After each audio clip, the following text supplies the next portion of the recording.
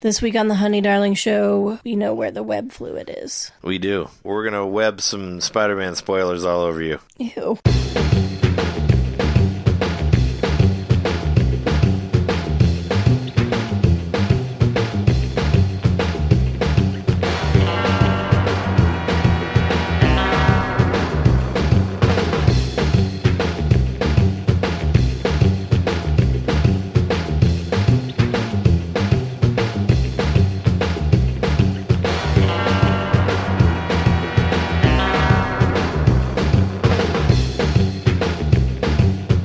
Welcome to the Honey Darling Show. We are your friendly neighborhood podcast hosts. I'm Trey. I'm Jess. And we're here to talk about Spider-Man Homecoming. A little bit delayed, but that's fine. We're going to do some spoilers here about the brand new wall-crawling Marvel movie, Marvel/Sony collaboration. Do you have anything to say for further reading Spider-Man thing before we get into the movie? I mean, do you think there's anybody out there that, for them, this is their first Spider-Man? Movie? Yeah. I'm sure there's some kids that are, probably. If there's any way that you didn't watch Spider-Man 2... I think Spider-Man 2 only came out like 2 years ago. Like Amazing one? The Amazing Spider-Man 2? No, Spider-Man 2 that came out like 15 years ago. Oh, you mean the good one? Yeah. Yeah. If there's any possible way that you haven't seen that, you should see it. Mm-hmm. But why not read the new Spider-Man? Yeah. With the Black Spider-Man. Oh, Miles Morales? Yeah. The Ultimate Spider-Man? Yeah. Yeah, that's the new stuff. I read when Peter Parker died in Ultimate Spider-Man, and I read a little bit of the beginning of Miles Morales stuff, but I haven't read that much about it. But there are all different Spider people now. There's Miles Morales, there's Spider-Gwen, which is Gwen Stacy from a different dimension, and there's like Spider-Girl and people love Spider-Women. Spider-Gwen. I gotta tell you what, the internet is trying to get me to buy Spider-Gwen shit constantly. I read some of it through Marvel They're like, Unlimited. don't you want this hoodie? Don't you want this t-shirt? Don't you want this t-shirt that's also a hoodie? Yeah, well, people like it a lot. No, that's why I started reading some of it, and it hasn't really grabbed me yet, but I mean, it's good for what it is, I guess. I don't know. I don't know all the different origins of it or something. What I was going to say for my recommendation is the last good animated Spider-Man series, not the Ultimate one, the Spectacular Spider-Man, which is probably the best animated Spider-Man, I think, hands down. It was after... It was a couple of series after. There was the 90s one that everybody remembers. That one's actually not that good if you watch it again. Because Peter Parker's like an adult through the whole thing. A lot of it gets into like Madam Web and all that stuff too much later. And the animation like hasn't really held up. But if you watch the Spectacular Spider-Man, I think that came out like probably early 2000s. It only goes for like 2 seasons. But it's probably the best one I've seen. Like the very first episode, you see like all of the villains to be as they are before that, and they do really good at developing all the characters and all that. Like very first episode, you see Otto Octavius and like Adrian Toomes and Matt Gargan and like all these characters that become villains later, just being like themselves before they're villains, and they build on them until they get to being villains. And I thought that was great. Like Eddie Brock's in through the whole thing. He doesn't just show up later and become Venom. And they developed it great. It's really well written. He's in high school, so it's very much like this movie. It takes place as him as a kid the whole time. Like he doesn't grow up or anything like that. And it's really funny. It's written really well. He's a smart guy. Gwen Stacy's in it. Mary Jane's in it. They're all in there. It's good. Check it out. You can probably find it on YouTube. But I don't think it's on Netflix or anything. But look it up. Spectacular Spider-Man. It's a fun show. It's probably my favorite cartoon out of all of them. Your favorite Spider-Man cartoon? My favorite Spider-Man cartoon, yeah. That's what I mean. What's your favorite cartoon? I don't know. The Simpsons, maybe? That's a hard question. Sure. I just wondered. The Simpsons, Batman. Yeah, that Batman. Something. Yeah. They're both up there. Totally. Yeah, that's a difficult one. But yeah, we saw the Spider-Man Homecoming movie. We saw it like we saw it that Thursday before the Friday, so it's been a bit. We've had a bit to like... digest it and think about it a little bit and all that. And you enjoyed it for the most part, right? I mean, I know it's no Wonder Woman, but it's hard to compare. Yeah. Coming off I'm of that going one. to be a little bit let down by every superhero movie that doesn't have a badass woman in it from now on. But until Captain Marvel, right? Until whenever that comes out. Sure. So that'll probably be the next one. Yeah. Or Wonder Woman 2, or I don't know. Right. Wonder Woman 2, Woman Harder. About Wonder Harder. Yeah, sure. This time with more wondering. Yeah, I really did like it. I would give it like a 4 out of 5. I liked it a bunch.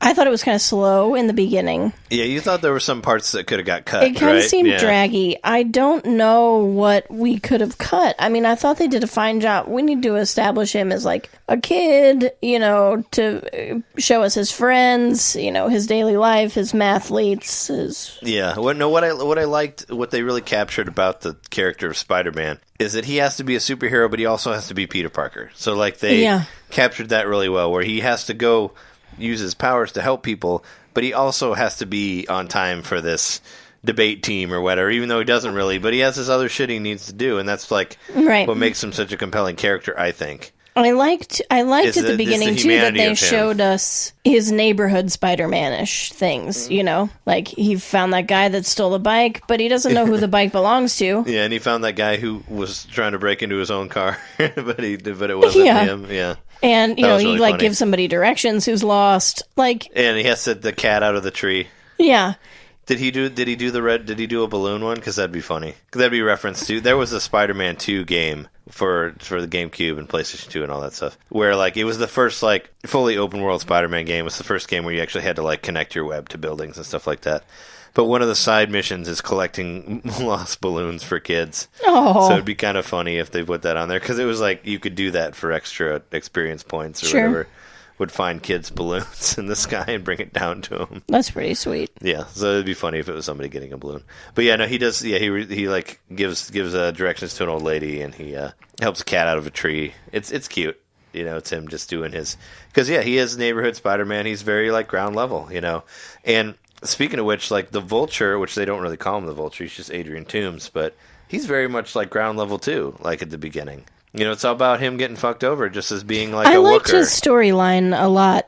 You know, he's helping to clean up the giant catastrophe. And then he gets pushed aside for bigger money. Like Tony Iron Man Stark. basically, Iron Man pushes him out of the way. And I really like that Iron Man was not the main character of this movie at all. No. He's very much a side character, and it's all about Peter. Like, even the Vulture's not the main character. No. Which is good. It's all about Peter Parker. But yeah, no, it was very much kind of like a, you know, political climate thing, kind of, you know, with Vulture's character, where he's kind of like, you know, he's like, I've been pissed on so much, I'm just going to go do what I can to make money to support my family. And he's like, you know, the people who are in power, they do the same thing, but they don't get in trouble for it because they're in power, you know. Right. Felt like very much like working man's like, fuck the rich. The working man's dilemma. Like, I'm going to do, you know, I'm going to break the law if I have to, is basically what he's, and it made him like a more dimensional character. Sure. Or, you know, yeah. like, I don't know what his original backstory was, or if that was it. Vulture's kind of a silly character. I mean, he's like an older man who has this suit that helps him fly.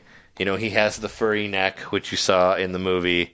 But he basically is wearing a bird suit. You know, he's like an old bald guy with a giant nose. Yeah. That wears a bird suit, and the whole idea was that he can fly, and it's hard for Spider-Man to get to him because Spider-Man is mostly on the ground. You know, because he can't fly; he only climbs walls. So I think that was the original idea that Stan Lee was going for. Was just like, what characters would it be interesting for Spider-Man to fight? I think it's what he was going for. Sure. So he's like, what if a character that flies? Because I think Vulture's like, he has to be like second or third issue of Spider-Man was his original appearance. Oh, like really he's really early. Yeah, I know Spider-Man 1 was the Chameleon. He's like the very first one, but he's either 2 or 3. Like he's one of the first. Like in those first 5 issues, it's like Chameleon, Lizard, Dr. Doom's in there too because he was already introduced in the Fantastic Four. But they use him in Spider-Man also. Spider-Man's first showed up in the Fantastic Four, right? The very first episode was about Spider-Man trying to get into the Fantastic Four. Yeah. Because they used them to sell the book. Right. Because Stan Lee was afraid that nobody would buy a new character. That nobody would buy it, so he put the Fantastic Four on the front cover of Amazing Spider-Man 1. Yeah. So people would buy it, because that was their highest selling book at the time. And we got that reprint of it where they call him something else. Peter Palmer, yeah. Peter Palmer. No, I think that might be the original one. Like supposedly Stan Lee had a hard time with the names, so he very much might have like named him different things at the beginning, and then it originally became Peter Parker. No, I have a book that I bought at a garage sale for like, I don't know, 75 cents, something like that. But it has like the first 5 issues of Spider-Man. Well, like including it's the first 4 of Amazing and the first appearance. So it has all the original stuff. But yeah, it has like the Lizard. I know it's like the Lizard, the Vulture, Chameleon, Dr. Doom, I think that's it. Because, like, the first appearance was just crooks. There was, like, no supervillains. Yeah, and I read the first one. And it does say Peter Palmer. I mean, it might be, like, I looked it up online, and they said that it's, like, a misprint, or it might have been what he was originally called, and then they changed it later, you know? Sure. Because this is a reprint. I don't think anybody messed it up, because they're trying to, like, transfer it from... Yeah, I completely forgot about that. But, yeah, there's a for further reading. See if you can find those first 5 issues of Spider-Man. You can definitely find them reprinted. Because he was in high school for a long time in the original comic, so I had no problem with him going back to high school. I think right now he's a sophomore, so we still have a couple more years of him being in high school. Well, those original, like, 60s Spider-Man stuff was all high school. Yeah. You know, and I think they took a while before he became adult Spider-Man and all that. But yeah, it was. I like the high school aspect of it. His new friend Ned was good fun. I like Ned a lot. Yeah, they kind of went away from the regular cast. Like, there's no Gwen, there's no Harry. I mean, I guess maybe that's too much like the movies that already happened. I was really happy that we didn't spend even a second on origin story. Yeah, we don't spend anything at all. He just tells Ned, like, as they're doing a walk and talk, and he's like, yeah, I got bit by a spider. And Ned's like, can I get bit by the spider? He's like, oh, no, it's dead. Yeah. Oh, no, the spider's dead, Ned. Yeah. But there was one part, I mean, we'll skip late. There was one part later with Liz Allen, when she, like, you know, there's a huge reveal about the Vulture being her father, which nobody in the theater expected that, I guess. It was so amazing to be in a theater full of people that did not know that, and nobody thought of it. You did, I guess, but... No, for a second, when he was because they spend a minute at him at the door, and I was just thinking to myself, I'm like, what if the Vulture answers the door? So like, you thought it right before it happened. I was like, wouldn't that be crazy? And then I was thinking to myself, I was like, well, would he have kidnapped Liz? Like, I didn't expect him to be her father. Yeah. I expected him to, like, just maybe show up and... I don't know. I just thought in my mind, I was like, wouldn't it be crazy if he answered the door? And then he did answer the door. I'm like, what? And everybody in the theater was like, oh, shit. Like, people were, like, talking to their neighbor. They were like, oh, my God, did you know that was going to happen? No, we missed, like, a 30, 40 seconds of whatever was happening in the movie. Because everybody in the theater was like, oh, God, what? So that was a well-kept secret. Yeah. Well, I mean, he kind of... Michael Keaton's character, Adrian Toomes, like, he almost kind of became Norman Osborn in this movie, sort of. You know Norman Osborn, the Green Goblin. Yeah, of course I do. He's kind of the kingpin of crime, like not... Well, the Kingpin's a Spider-Man character also, but, you know, he's like the guy, he kind of controls everything. Like, he's the big business guy, but then he puts on the suit and he becomes, like, Green Goblin also. Right. But he kind of controls everybody, and that's sort of what I got as a feeling of Adrian Toomes also, especially because you saw... Well, he's more underground. He's way more underground. Well, yeah, he's not like a... I mean, Norman Osborn has, like, a giant corporation. Yeah, no, he has a high-rise building and all this stuff, but it's kind of the sort of the same thing. Adrian Toomes starts a business of basically stealing alien technology. Yeah, selling like alien weapons to remaking them into weapons. Yeah, like he steals processors and cores and bits that are alien power. Yeah, and he built these and he's got people who make these crazy fucking weapons. Well, he built these sick wings that look like they were made out of the helicarrier, out of the shield helicarrier. And they probably were. Because it has the little blades in them. You know, like the little helicopter blades. Like the shield helicarrier had that in the wings. Yeah. So, yeah, it could have very well... Because it was destroyed in Winter Soldier, so that very well could have been that. Yeah. But, yeah, I mean, I love Michael Keaton. I think he was great in it. I liked his character. I kind of like his new suit. I was never, like, really a huge Vulture fan, so I don't really care that they don't have the feathers and all that, or he doesn't have his green outfit from the original comic. I'm really glad he doesn't have a green outfit, because why would a Vulture ever be green? He's green in the comic. I don't know. He had a green feather suit that he wore. Well, green probably looked pretty good in the comics. I'm just saying, is pretty stupid. Well, probably to clash, like, the red and blue of Spider-Man or something like that. Yeah, exactly. But Adrian Toomes was an old person. Like, that was a big thing, was that he was an old person. Like, he's an old person that can't, like, fight at all without his Vulture suit, is basically what it was in the comic. And even in the 90s, there was a story where he found some sort of, like, Lazarus pit and made himself younger. Oh, really? Yeah, he did that in the 90s Spider-Man. I remember that. Because when I saw Spider-Man 1 with my friend Chris that I met at Columbia, I was really impressed that he knew about that storyline. He was like... Because I was like, have you read any of the new Spider-Man stuff? And he's like, yeah, I read that thing where the Vulture went and got young. And I was like, what? You read that? And I was like, I didn't think anybody read that. Because I read it in high school when it came out. But yeah, he did a youth thing. But yeah, it was interesting. Yeah, they're doing like, But what I wanted to say about that is, obviously, Vulture gets captured and all that towards the end. And Liz Allen is all upset about losing her father. And I thought that was a missed opportunity where Peter Parker doesn't say anything about all the loss that he's gone through. I mean, his parents are dead. His uncle's dead. He says, I don't understand what you're going through, is what he said. Yeah. And I was like, yes, you do. Yes, you lost like three of your family members are dead. I mean, I know you don't want to talk about it because you don't want to get into origins, but come on, man. Like, you could have been like, hey, I lost my parents. Like, you could have just said that, because he did. Yeah. Like, they're not around, like, and his uncle's dead. I mean, I'm sure that still happens. But maybe it's more specific. He means, like, I don't know what it's like for your father to be a criminal mastermind and end up in jail. Yeah, well, I thought he was like talking about her loss, because she's like, you don't get it, and he's like, where he says like, I don't understand, or maybe he's just trying to say like, I don't know, I don't know, but I feel like he does know though. Yeah, he does know the feeling of losing your parents because he did lose his parents. But she hasn't lost her parents. But it could have been, I mean, I guess it could have been like, maybe he doesn't remember it. I mean, they could do that, like that they died so much earlier that he only remembers May. Not so scandalous. But he does remember Ben. I mean, I know he does. And I know they don't want to get into that maybe, but he should. But he does remember Ben dying. That's part of the story. I know they don't want to, you don't have to see it again because you've seen it so many times, but it still should be a part of him.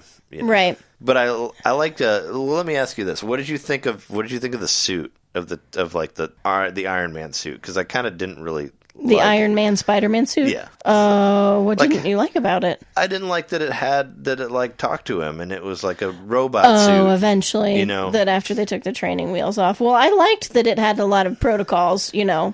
Well, just because that's not. So Spider-Man didn't have a suit like that.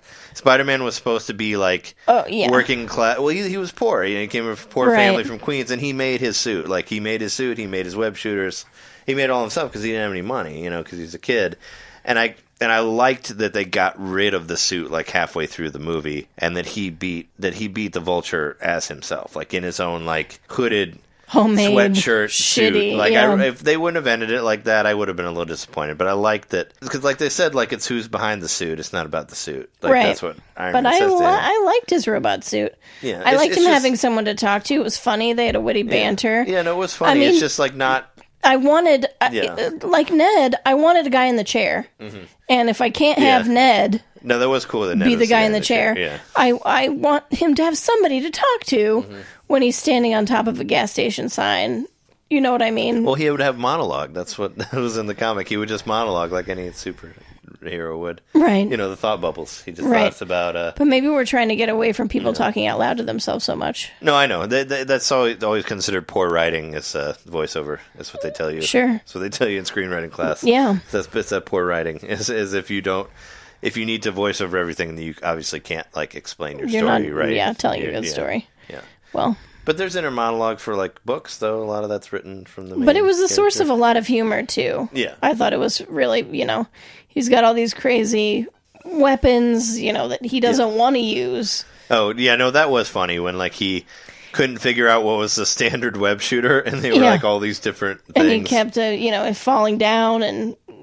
trying to get up, and he just couldn't do anything. That was great. Well, but I liked him having different kind of webs too. I like web grenade, web whatever. Oh yeah, well, I mean that harkens back to the old Spider-Man stuff as well, because he used to like build rafts out of his webs, and and they did the full on armpit web, which he had. That was like old Stan Lee stuff, where it was that long, where it went from like his. Well, he could glide, But in the original, glide. In the original, he would like make shields with it, and like, or he'd make like an arm sling, like stuff like that. Sure, I've seen him. He made a hammock, or he made like he'd make a parachute with it. Like in the original comic, he made all sorts of stuff with his webs, like aside from just. And they kind of took back on that, but they still in some of them he still has a little bit of the armpit web. I know, like Todd McFarlane was always like kind of one of the praises for him is that he would show behind the scenes. He would show Peter Parker like stitching the webs into his armpit, like sure. like, when he's at home, like he would show that in the panels and all that. Like he got that detailed about it, which I thought was cool. But, totally cool. But yeah, they definitely went back. They did the underoos and all that, and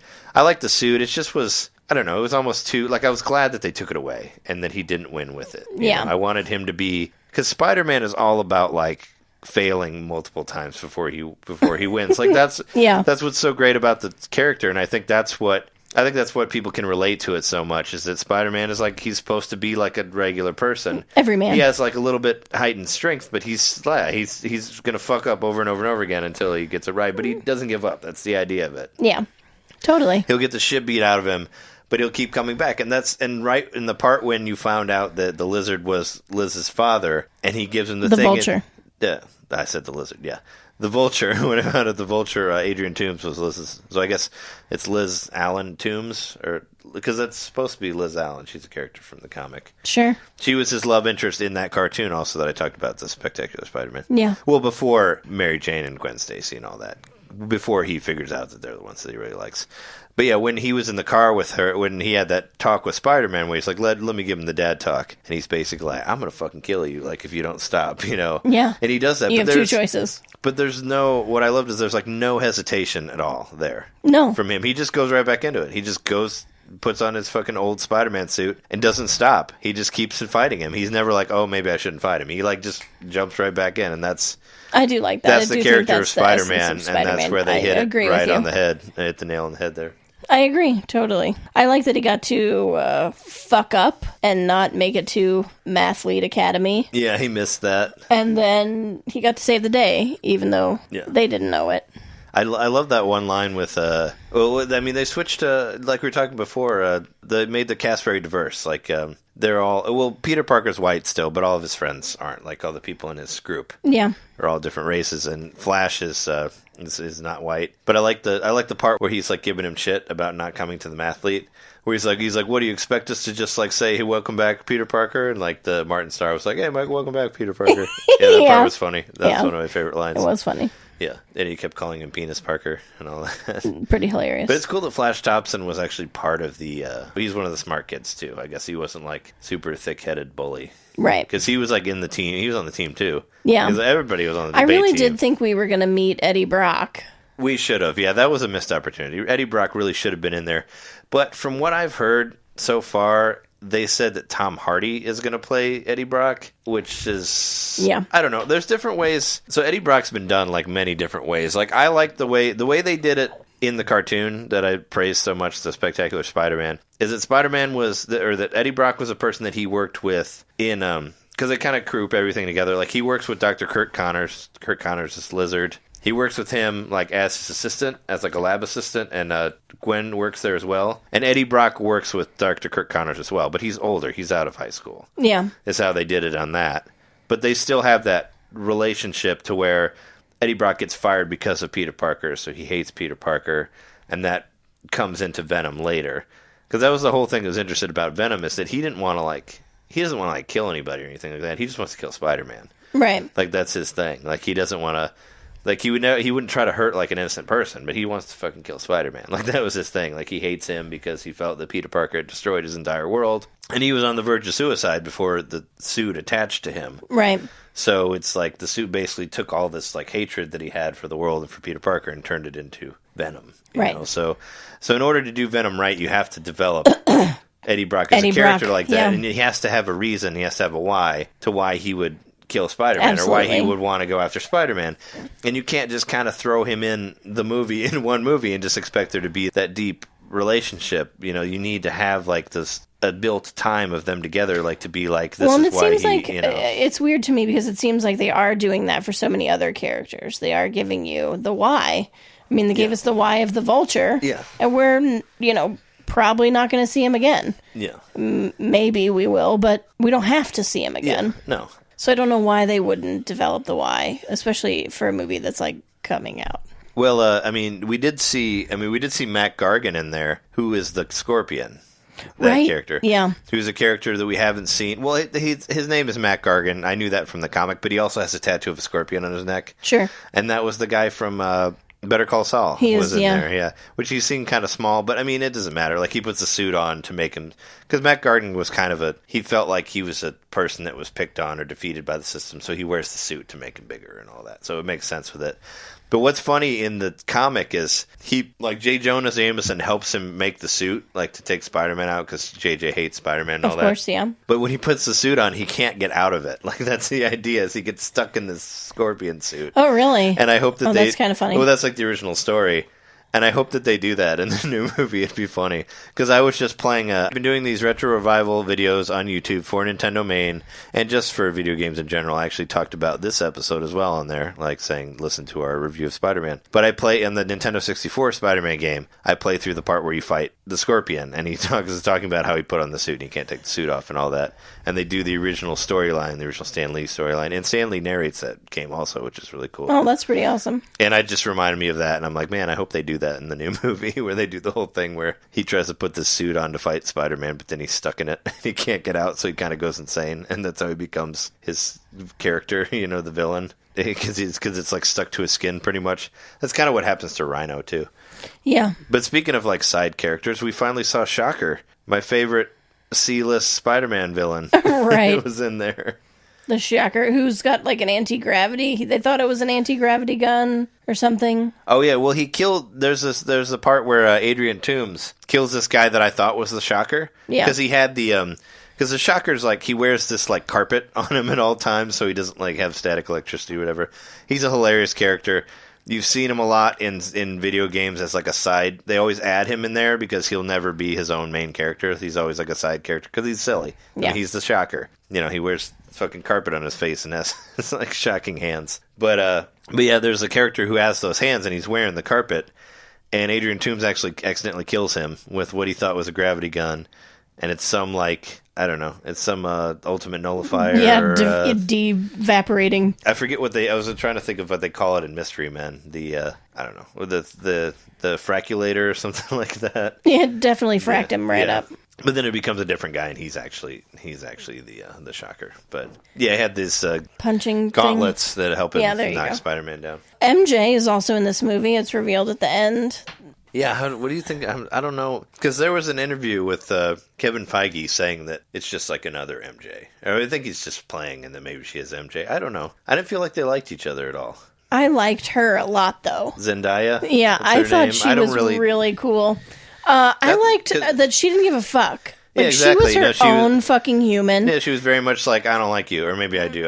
Or she's like, you're not my friend. But she did kind of follow him around. Mm-hmm. But she was really funny, I thought. Really dry and witty. And she's like in detention with him. And he's like, what are you doing here? You don't even have detention. And she's like, I like to sketch people in peril. Oh, yeah. She was drawing pictures of him. It's really fucking funny. Yeah. And she becomes the captain of the debate team or whatever. And they show us some shots of her watching him. So I think she knows you think that some shit is up. Yeah, I was wondering about that. If, like, in the next movie, is she just going to be like, I know you're Spider-Man? Yeah, I think she might be. But at the end, you know, she was like, oh, what do you have, some kind of crazy, amazing thing to go do? Yeah. And then you like, Peter Parker just stares at her for a minute, and she's like, I don't give a fuck what you have to go do. Bye. yeah, get out of here. But I just liked... she was not wrapped up in a bunch of bullshit. Yeah, well, all of his friends were all like in the debate team. It seemed like all the characters that he interacts with, because then that brings them all to like the trip that he goes on. They're all there too, DC, so they can keep like developing them and all that. And I thought it was funny that Betty Brant is like works for the school news or whatever. You see her in that, like her character. She's an older character that Spider-Man actually like tries to date while he's in high school in the comic. But she works for J. Jonah Jameson at the Bugle. Oh. And in the movie, like lady from Orange is the New Black? No, she was in. There were like cutaways. You remember the stuff where there's the news and they talk about it's like two kids. Yes. Yeah, that one of them says it's Brady, and that's Betty Brant is the character from the comics. Right. I'm with you now. Who was a reporter for the Globe. The Bugle, right? The Bugle. Yeah, I get confused because the Daily Globe, I think, is Superman. They both work at paper places. Yeah, it's the Bugle, though, in Spider-Man. Yeah, she works for the Bugle with Jonah Jameson, so I thought that was funny that she's like a reporter. Like, she's in high school too, I guess. That's like their broadcasting class or whatever. Yeah, totally. That's going on there. Yeah, but absolutely. That's reference to her. No J. Jonah Jameson yet, but I guess that would be more of a, I don't know. Does he, I mean, he does like, it does show him like taking videos of himself as Spider-Man or doing like selfies and stuff like that. Totally, and he posts them on YouTube or something. Yeah, because I mean, they need to get the aspect in there of him like being because he became a photographer because he could take pictures of himself. That's kind of like what becomes his job, his like side job with the Bugle and all that. Well, yeah, because he needs to make money. Yeah. I mean, like, and that's an aspect of Spider-Man that we didn't get in this one, is that Spider-Man is, like, broke. Well, he makes money. I mean, when he's a kid, he works there to try to make money to help May out, because May doesn't have any money. I know. Like, that's the thing. I know, and that's what I'm saying. I'm saying that's an element of Spider-Man, a quintessential element of Spider-Man that this movie didn't have. Yeah, that's what I'm saying, that he's poor. Like, he couldn't afford, I mean, he can, he, like, that's why he like knits his suits together, because he can't afford to buy anything, really. You know, he's knitting it from old clothes. Right. Spider-Man suits. But we just didn't have the aspect of Peter being dirt-ass fucking poor. Yeah. Like, he couldn't not go to DC because he didn't have money. Sure. Well, there's a little bit, I guess you could say there's a little bit of it in Civil War. Like, because he's, like, dumpster diving. Like, when you first see Spider-Man, he, like, pulled that Apple II out of the garbage that he was trying to fix. Yeah. And he found a DVD player. But I think that just just makes him a tinkerer of... Oh, okay. Because he's like... Because when he sees... I don't think that's about being poor. I think that's about enjoying electronics. Oh, okay. Because when Tony Stark meets him, he's like, man, I was having the best day. I found this DVD player that was just sitting there. Like, that's what he says. Yeah. And I thought maybe they couldn't afford a DVD player, and they found one in the trash, and now he has one. You know? Right. Even though they're like $40 now. Right. Pretty I don't cheap. think you could get one. Well, yeah. and his friend, I mean... Well, he goes to that school. It's like a private school. Yeah, it seems like a pretty high-class school. And May doesn't seem poor at all. No. Anyway. They have a really cute apartment. Yeah, their apartment's nice. Yeah, and she seems like totally put together. And yeah, they go out for pizza. I mean, they're not hurting so much. Yeah. Which is fine. I mean, we don't need Spider-Man to be dirt poor all the time. But his friend Ned buys that. He's got that $500 fucking Lego Death Star. Yeah, let's talk about the Death Star. So... There's a scene where Ned is building that Death Star, and you've actually looked at it in a catalog, right? I have, yeah. My friend Bradley from work he loves Legos, and he has been buying some recently, and he brought in the little catalog, that they, like, give you in the store. Mm-hmm. And he's like, take a look at this. So I was looking through it, and it has all these different Star Wars ones in there, and just like a bunch of sets that you can buy. For sure. And the Lego Death Star one is $499. Yeah, that's expensive. It comes with like 23 or 27 or something minifigures. Yeah. So like over 20 people plus accessories. They have like cups and lightsabers and who the fuck knows what else. Yeah. It has like 2 million pieces. I don't even know. Yeah. But I just remember it because it was $500. I was like, holy fuck. Can you build like the trash compactor in there? Like, is it that detailed? Is there an inside to it? Well, or yeah, is it just like the outside? You build like, it's like a cross section of it. So you build like the back half of it. So if you turned it one way, it would look like just like the back half of the Death Star. But if you turn it the other way, it's like a dollhouse. Sure. Sort of. Yeah. So you can like see the rooms inside. You can open it and look in. Okay, I was hoping there was some sort of... Yeah, but I think it might also come with like some planes that you build to go with it. Some TIE wings, TIE fighters. TIE fighters, and it's intense. Yeah. But I remember because of the price... because I was like, I wonder what the most expensive Legos are in here, because they're all really fucking expensive. Yeah. But when I saw that one at $4.99, I was like, holy fuck. Yeah, very limited edition also, it said. So sure. He had to go out of his way. And his parents obviously have some dough. Well, and Ned's parents did. If they can fucking drop $500 on Legos. Yeah, well, they did, that's the second time with Spider-Man referencing Star Wars, because they did Civil War, same thing. Yeah. Where it was like, he's like, that old movie? We didn't say that, but... we didn't say it in this one. Where he talks about them tripping Ant-Man. Yeah. But it's like, I like how they kept that going in the next thing. Now there's like more Star Wars stuff. I mean, they're all owned by the same people, so... Yeah.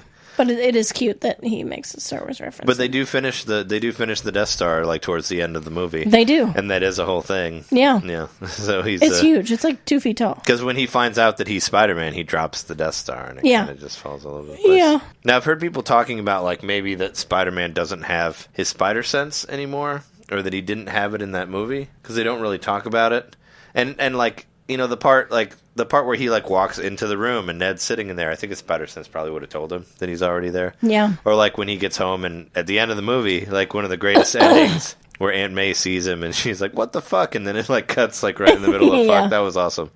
And there's that really cool like animated credits drawings, with where they played Blitzkrieg Bop twice by the Ramones, but they never did the Spider-Man song. I was disappointed by that. Okay, got 2 things that I want to bring up. Okay, well the second one is definitely that we have not talked about Captain America. Oh yeah, we have not talked about Captain America videos that they have to watch in gym class. Yeah, that they have to watch in detention? Who is the guy that's in that? He's what's the comedian? You know what I'm talking about? The black guy that was in that? The gym teacher? Yeah, I don't know his name. He's a well-known comedian. Hannibal Buress. Okay. Yeah, Hannibal Buress is the gym teacher. And, there's Captain America, they show videos of him talking about stuff, I guess. And Hannibal Buress kind of, like, mumbles it under his breath or whatever. But he says, like, isn't he, like, a war criminal or something? Because this is post-Civil War. So that was another thing that was kind of weird. I was like, what time does this take place? Is that what you wanted to talk about in the other one? No, but that is a good point. Because Iron Man seemed pretty chipper, aside from, like, Captain America beating the snot out of him in Civil War. But it has and, like, to Avengers be being disbanded and all that. Because Avengers 2 is the first time we see Spider-Man, right? Civil War. It's Captain America 3 was Spider-Man. Yeah. Yeah. Which we did an episode on that, too. If you want to, you can go back and download that one. The Civil War one. So it has to be after Civil War. Yeah. Well, that's when you first see Spider-Man. And it shows, like, him fighting everybody. Yeah. At the very beginning. But and is it says, like, right before? What, doesn't it say, like, some months later or, like, some time later, But like, they after built the fight? the secondary place. Yeah. It has to be after the fight, because they're cleaning up the fight at the beginning of the movie. Yeah. In New York. Yeah. So it has to be after. Well, I thought that was Avengers 1 fight. I thought that was the Chitauri, the alien invasion stuff that they found. You're right. So, but I mean, it has to be after Civil War because Spider-Man meets Tony Stark and all that in Civil War. Yes, obviously. Yeah. So, but I mean, it just didn't seem like he was really, like Iron Man was, or Tony Stark was too upset about the Avengers. Because he talked about them being a thing, but they kind of like... and Pepper. Yeah, Pepper was in there too. Pepper was there. Pepper Potts was there, which is weird because they like broke up and she disappeared for a while. She was like she was like totally disappeared for a long time. She was gone. She's been gone since Iron Man 3, right? Yeah. That's the last thing she was in. She was really mad at him for like making all those extra suits. Yeah, but he destroys all the suits for her. But that's not enough for her, She was like, oh, it's not enough. And he would never do that. Iron Man would never destroy his suits for anybody. No. He loves those things. He's way too maniacal. Yeah. He would, I mean, he destroys them, but then somehow they come back for Avengers 2. They really don't mention that. Like where he has like 5 liar. again. That's what's happened is he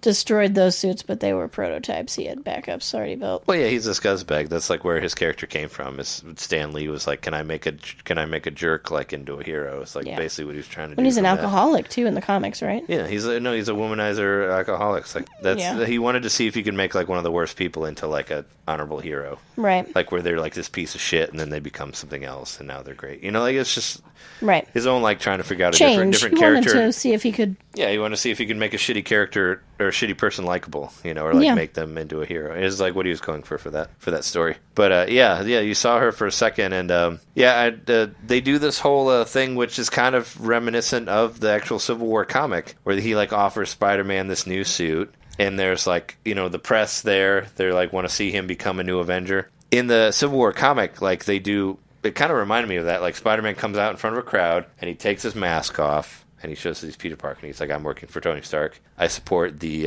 Registration Act and all that. And that was a big thing. Was, because that was the first time he had ever shown his identity and all that. Right. So it reminded me of that. Because in the Marvel Universe world, he's like the only one that has a secret identity. Everybody else kind of doesn't care or doesn't have one, Right. Yeah. What was the second thing you wanted to talk about? I don't know. You don't remember? No. Involving Captain America? It was before Captain America. It was something about money, but I don't remember what. We talked about Peter Parker not being broke. I know. I don't know. I'll think of it in the middle of the night, and then I'll be really mad. Okay. Yeah. Well, we watched both of the after credits. We did? Yeah. There was the one. Well, the one was the Vulture, Adrian Toomes, in jail with Matt Gargan. Not Scorpion. giving up Peter Parker. Yeah, that was interesting. Yeah. Where he was like, where he kind of protected him. That's where I kind of felt a little bit of Norman Osborn somewhat. Where he's like, he's mine. Like, you can't have him. Oh, is that what you thought? Yeah. Oh, that's not what I thought at all. Why do you think he didn't let him up? Or didn't tell him who he was? Because Peter didn't... Because Peter saved his life? Yeah, because Peter didn't let him die. Yeah. Because he, instead of letting him die in that fucking fiery plane crash... he saved his life. I thought it was a similar thing because there's like an old Batman comic like that where Hugo Strange like figures out like who Batman is and he tries to sell his identity to all these supervillains and I think the Joker buys it and just doesn't look at it like he destroys it or something. I remember that. Yeah, because he doesn't want anybody to know or he wants to be the one that figures it out or whatever. Yeah. I thought it was kind of like that a little bit where it's like, no, you can't have him. He's mine. Oh, I really thought it was because he saved his life. Yeah, because that's kind of how the Joker thing was where I felt like he was like, no, he's mine. You think he was like protecting Spider-Man since he saved him? That's what I thought, yeah. So let's talk about that fight then at the end. Okay. The big Yeah.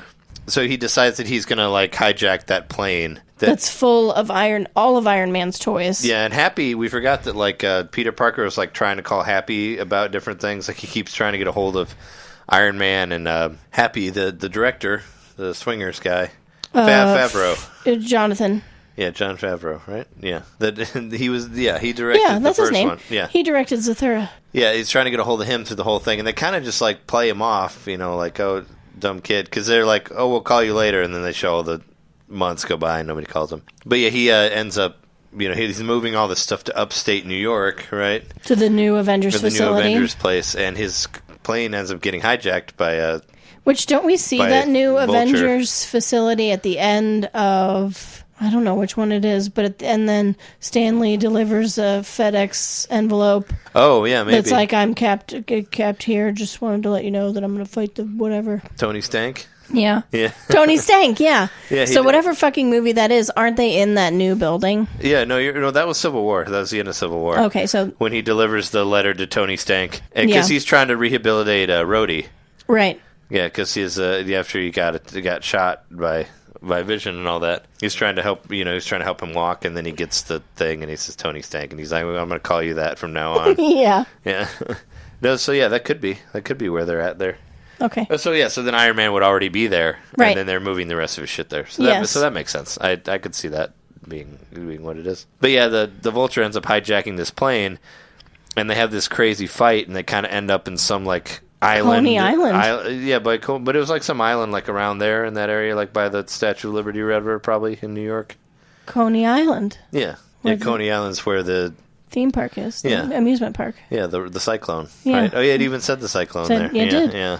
So they landed on the beach, like next to Coney Island, and I thought they took out like a ride or something, like how they got there? No, I thought the plane wing like leveled one of the Coney Island rides. Yeah, no, it might have. Yeah, because he was trying to take it away. They have those everything. rides where you like sit in a chair and they pull you all the way up to the top, and then they like drop you down. Yeah, like Dr. Doom's drop or whatever it's called. They have one at Six Flags. I thought that was they took out like the tower. Oh, no, it's Islands of Adventure. One of those. Where they have that. Anyway, yeah, I thought there might have been some casualties in that fight. Oh yeah. Because they were trying to take it away from all that stuff. But yeah, no, if it did hit something from Coney Island, it probably did. I like that they went there. I always wanted like every Spider-Man fight to end in like Coney Island, like on the roller coaster or something, because they do that in a lot of the old games, like in the old Spider-Man animated series game for Super Nintendo. You fight like on the you fight on the roller coaster. In the Batman animated series game, you do that too. Like that was kind of a thing for you to do in the video games for the fight on roller coasters. Sure. Plus, it's there. You might as well, like, if you want to do it extreme, Spider-Man can kind of fling around on it and all that. Totally. But yeah, he hooks onto his foot and like kind of like follows him. That's how he gets that far. It's just like webbing onto. Yeah. And they also do that part where like when he's at that party and there's like no buildings and he has to like run from one area to another. Oh yeah, he doesn't really work out in the suburbs very well. Yeah, no, that's a thing that I always thought about him, because he can't really, if there's no buildings, it's hard for him to get around from one place to another. He just has to fucking run. Yeah, which that was funny. Yeah. Yeah, and before I forgot, the Donald Glover is in it. Oh yeah. And from what I heard, he's got ice cream in the car. From what I heard, he's supposed to be Miles Morales' uncle. Oh, cool. And the nephew. Well, at least there's that. The nephew that he talks about is Miles Morales. Oh, good. When he says like, my nephew lives in this town, I want it to be safer. Yeah. Supposedly he's talking about Miles Morales. Oh yeah, and that's the Ultimate Spider-Man that we're talking about, the new one. And he was referenced in there. Yeah.